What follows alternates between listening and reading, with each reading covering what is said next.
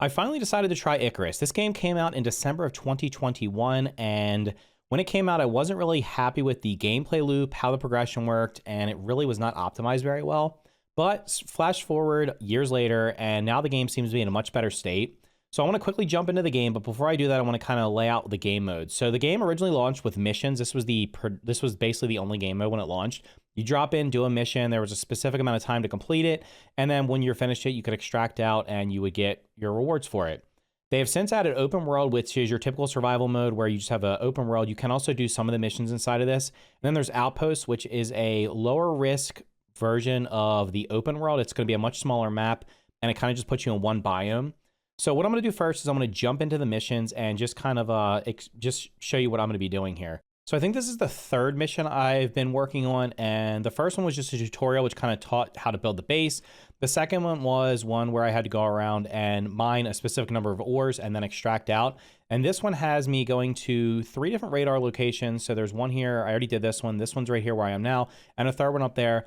You place a little radar down here, and then creatures are going to come and attack. The first radar, I got attacked by some bears. So, and I had it out in like an open field. This time I built a little house around it to protect it because I don't want it to get destroyed. And we'll see how that goes. And like I said, the game has changed drastically. So the big things for it are going to be the tech tree and the talents.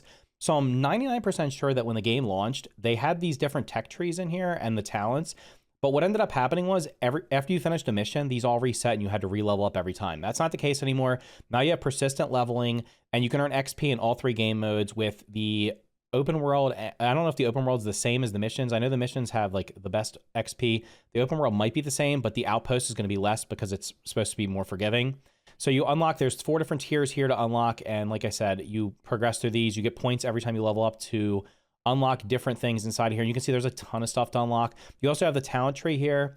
Talent tree's got survival, adventure, habitation, and combat. Each one of these has lots of things to unlock down here. And then if you're playing solo, you can also level up these. So I think it's like every other level you get solo points, and then every level you'll get points in the regular talents. And you can kind of pick and choose here what you want to do. And then there's accolades over here, which I haven't earned. I've earned some of these. These are for just doing certain things like killing a certain number of wolves. So there's hunting ones here, there's survival ones, so there's all these different things. And so what I'm going to do is I'm just going to jump right into the gameplay here and show you this game mode here, which is going to be, I'm going to basically have to defend this. So it's essentially like a base raid here. So I'm going to place this down. We're going to interact with it. And now we have to defend it for a certain amount of time.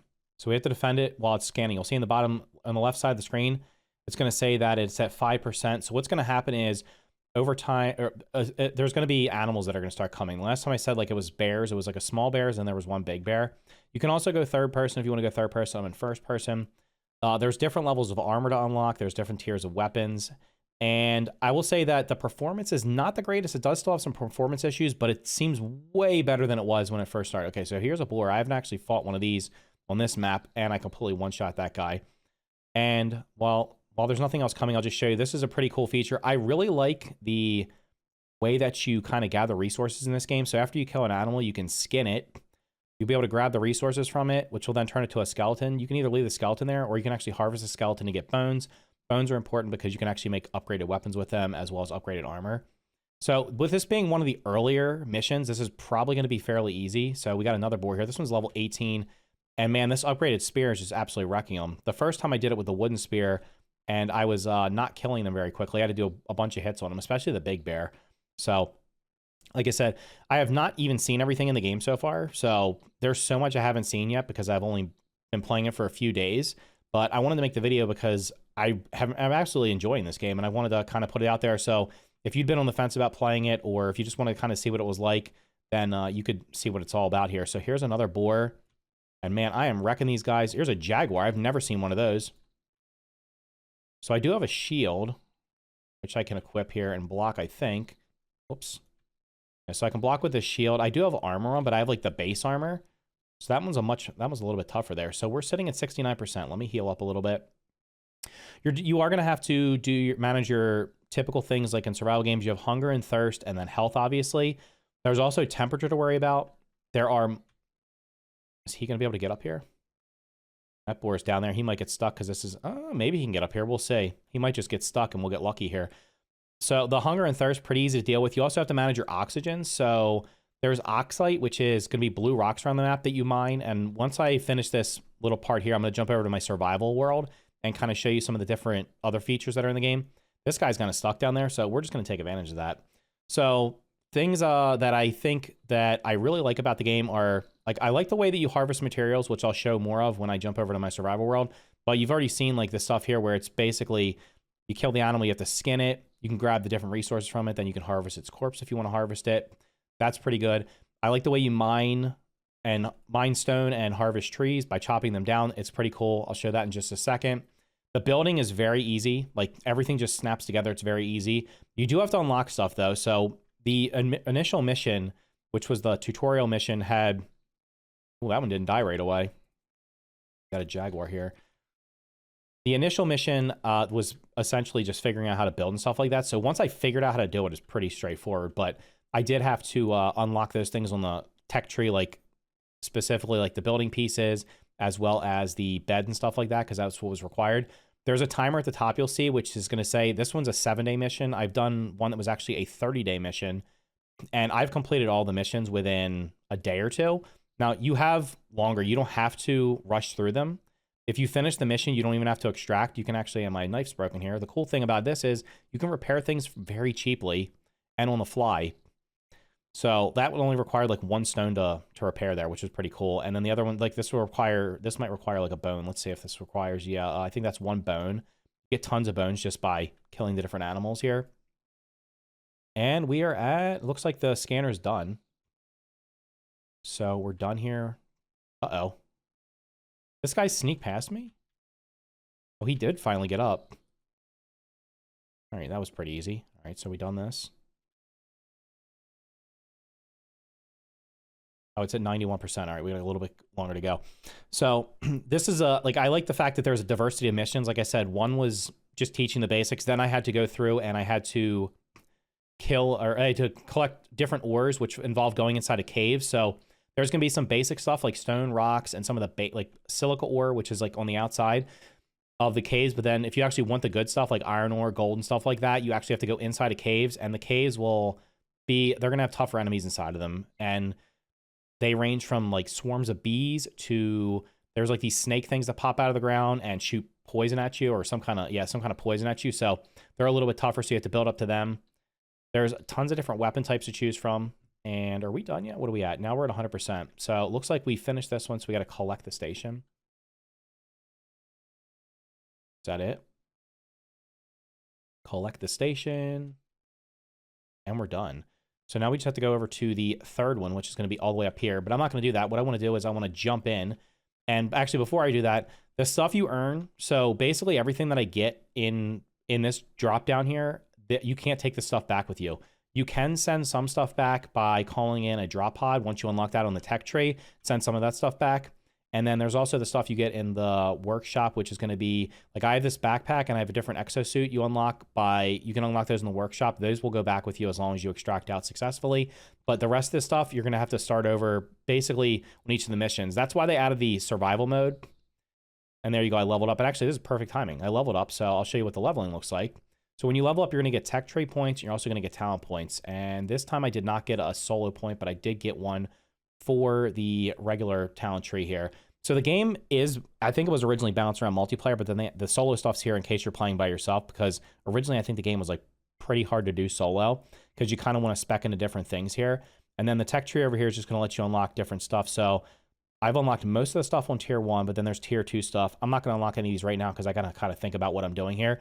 But this will carry over. So when I finish this mission and go to the next one, it'll carry over to it. So let me jump over to my survival world so I can show you some of the other features. And I'm pretty sure the weather's kind of rocky there when I jump over to that one. So that'll show you off the weather that's in the game as well.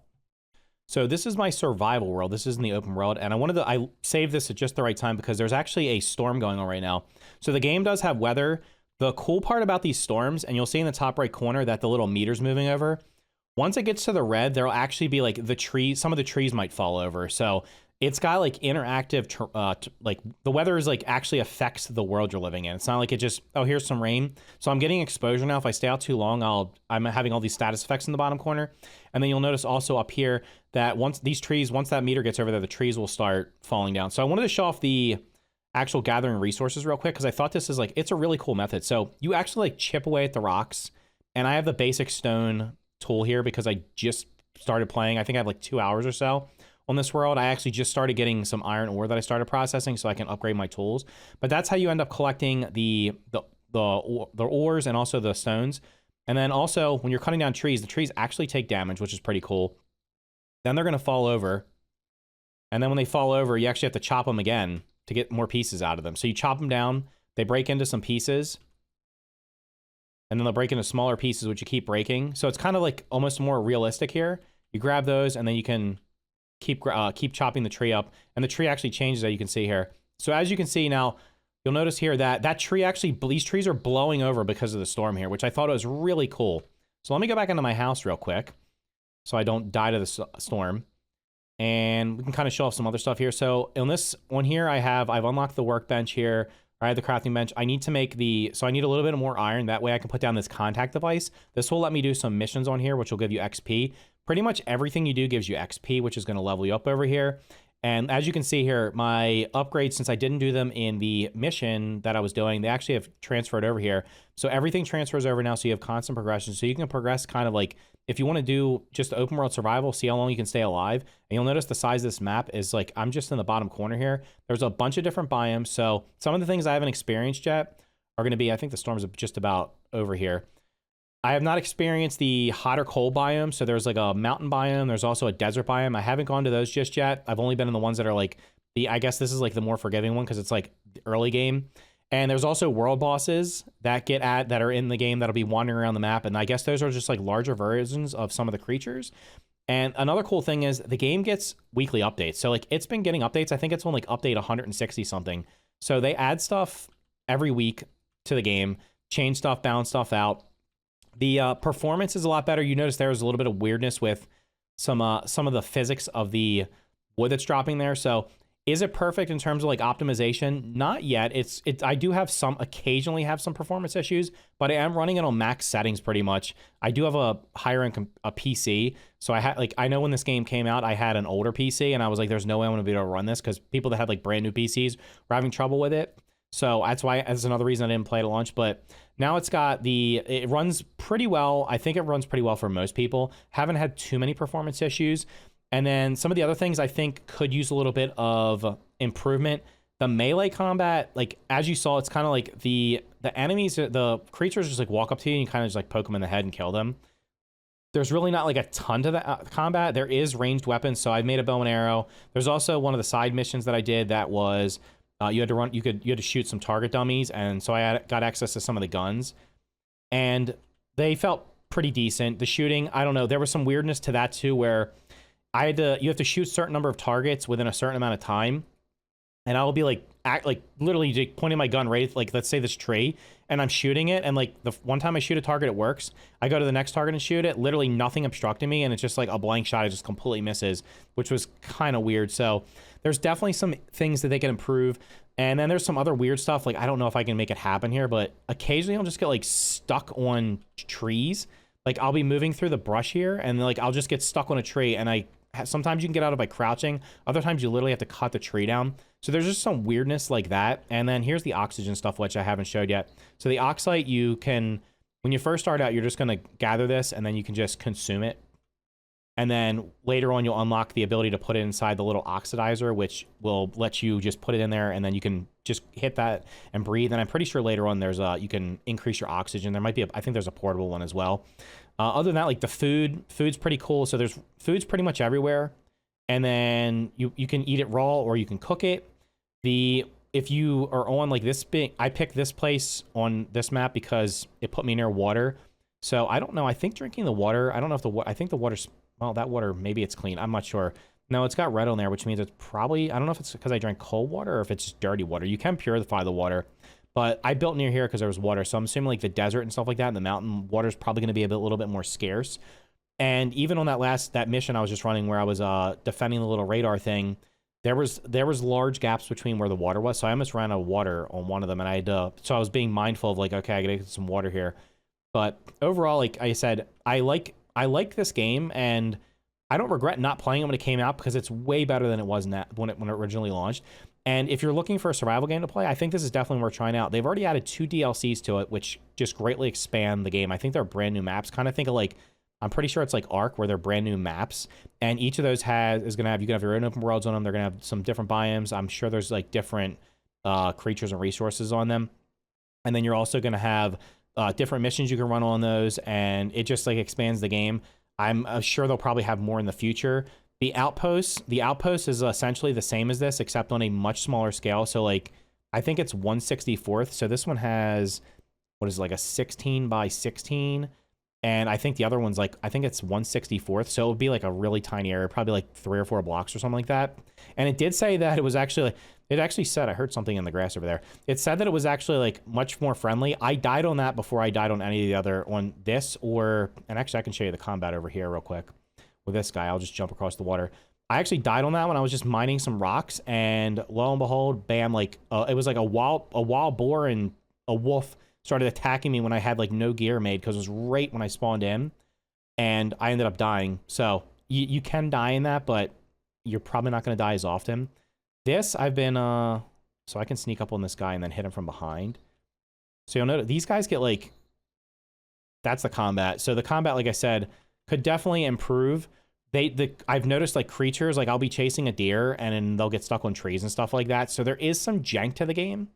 And honestly, I kind of feel like that's to be expected with survival games. But all in all, I definitely recommend trying this game out, especially if you can get it on sale. It seems to go on sale a lot. Like you don't need to buy any of the DLCs or anything like that. There's 2 DLCs and then there's a bunch of outposts you can buy. I got the game for like, I think $8 or $9 because it was like super discounted on a recent Steam sale. This is pretty cool though. The creatures will actually jump across there. It does have fishing as well. And actually you can spearfish here, so I can kill that fish with a spear. Some of these fish, the blue ones actually bite. I don't know what they are. Might be piranha or something. So they do bite, but there also is a fishing rod and stuff that you can cast out there and catch some fish. But yeah, if you can get it on sale, 100% recommend it. But even at full price, I can easily see getting hundreds and hundreds of hours out of this, especially if you want to unlock that entire tech tree and level up a character. You can also do multiple characters. I think from what I was reading, that the best strategy might be that if you're playing by yourself is to level up multiple characters and just kind of have them spec into different things. So for the missions, as an example, like if I'm doing a mission where I'm mining, maybe I have a character that has like all the mining stuff like maxed out here. But then if I'm doing one where I have to hunt different creatures or I'm defending, then I have one where I have like the combat boosted up here. But I'm pretty sure you can, I think you can unlock most of these, but maybe you can't. I'm not sure. I don't know. I don't know what the max level is. It might be 60 or something like that. So there may or may not be enough points to unlock all these, but you can create as many characters as you want and load them up and stuff like that. And then here's a little oxygen thing so I can consume oxygen, get my oxygen back up. But yeah, overall, I really enjoy this game so far, and I'm definitely going to put a bunch of time into it over the next couple of months. I could easily see myself putting a couple $100 into this, doing all the missions, and then just kind of building up my open world base here, which is persistent. And on here, whatever you have, you have. With the missions, whatever you have in your inventory when you go back, unless you send things back in the special drop pod, you're going to lose everything. So like all this stuff on here will always be on here, but on the missions, you'll lose this stuff. So you can kind of play the game how you want now instead of just having to do the missions only. So anyway, so this is Icarus. It's available on PC via Steam. I'll leave a link for the game down below if you want to check it out on Steam. If you found the video informative or if you just liked it in general, make sure to hit the like button and consider subscribing for more content just like this. Thank you for watching, and I will see you in the next video.